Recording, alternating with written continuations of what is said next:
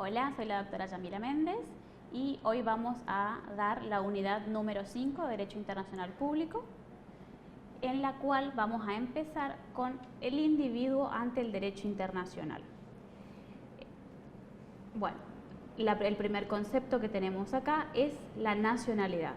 Para Moya Domínguez es la pertenencia permanente y pasiva de una persona a un determinado Estado, un vínculo permanente de carácter pasivo con un Estado, mientras que la ciudadanía, concepto del derecho constitucional, es un vínculo activo que otorga derechos políticos. La nacionalidad tiene un aspecto jurídico y un aspecto sociológico.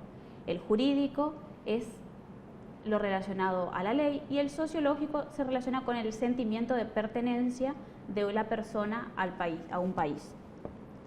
La clasificación de la nacionalidad puede ser en primaria u originaria, cuando es por nacimiento, y secundaria o adquirida, cuando se adquiere, por ejemplo, por matrimonio.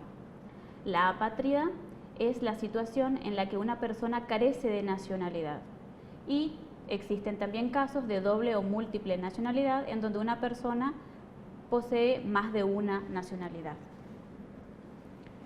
La protección diplomática es la invocación de la responsabilidad de un Estado frente al perjuicio que éste hubiere causado por un hecho internacionalmente ilícito a una persona física o jurídica cuya nacionalidad pertenece a otro Estado. ¿Cuál es la finalidad de la protección diplomática? Primero, prevenir la violación de normas internacionales relativas a extranjeros. Segundo, obtener el cese de la actividad de carácter ilícito. Y tercero, obtener una reparación. ¿Cuáles son las condiciones para que la protección diplomática se dé? Primero, tener la nacionalidad de cuyo Estado la protección se reclama. Segundo, haber agotado los recursos internos. Y tercero, una conducta intachable del reclamante. El régimen de la ciudadanía y la naturalización en la Argentina.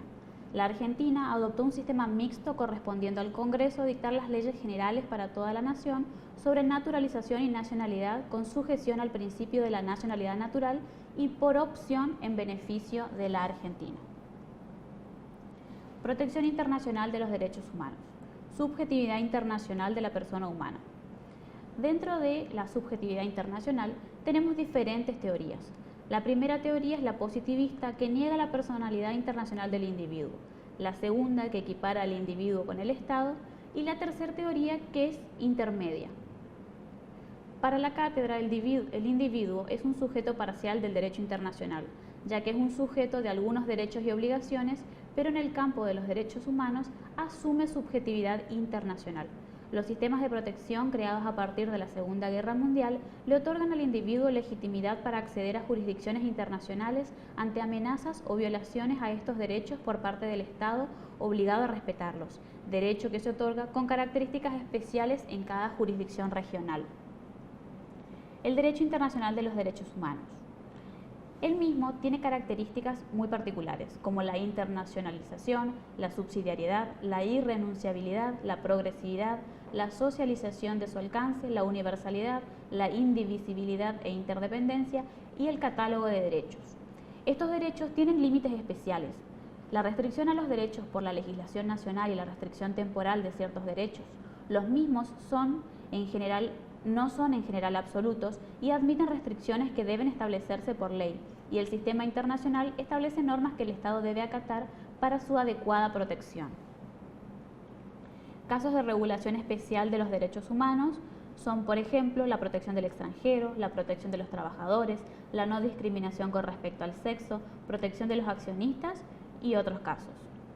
Dentro de los esquemas universales y regionales de promoción y protección de los derechos humanos tenemos la Carta de Naciones Unidas, la Declaración Universal de los Derechos Humanos, los Pactos Internacionales de Derechos Humanos, el Sistema Regional Europeo y el Sistema Regional Americano. Asistencia humanitaria.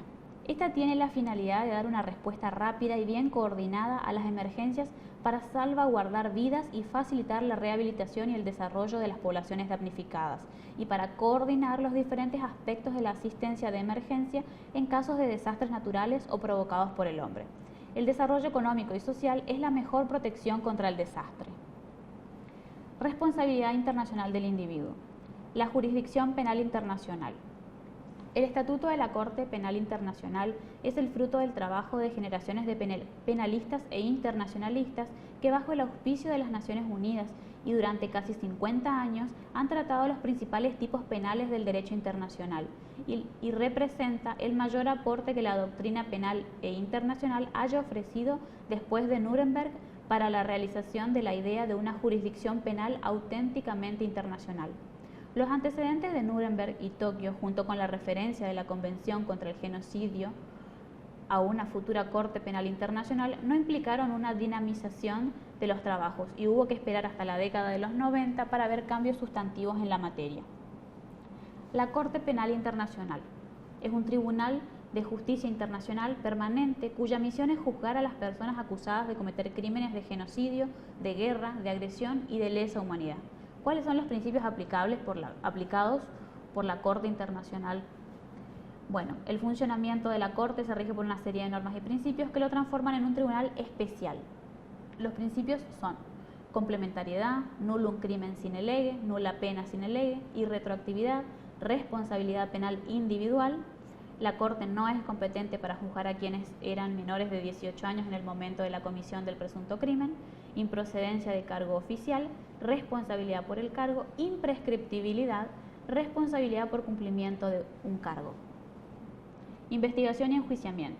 La investigación de los hechos que fueran constitutivos de delitos se pueden iniciar por tres formas: por remisión de un Estado parte a la Corte de una situación particular, por solicitud del Consejo de Seguridad de las Naciones Unidas, de oficio por el fiscal de la Corte, y una vez que el fiscal maneje estos antecedentes, puede archivarlos o presentar una acusación que es revisada por la Cámara de Asuntos Preliminares, que revisa los antecedentes hechos valer por el fiscal.